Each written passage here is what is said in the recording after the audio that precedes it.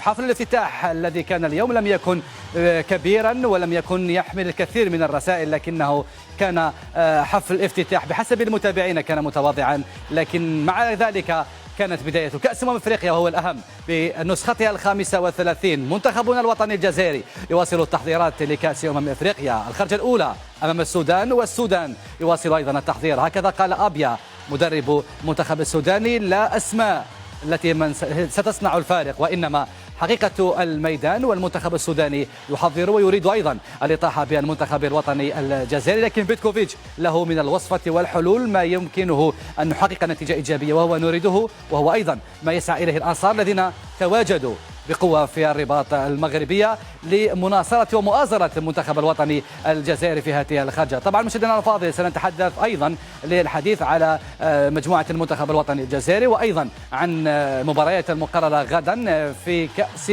أفريقيا، والخرجة العربية تكون غدا إن شاء الله.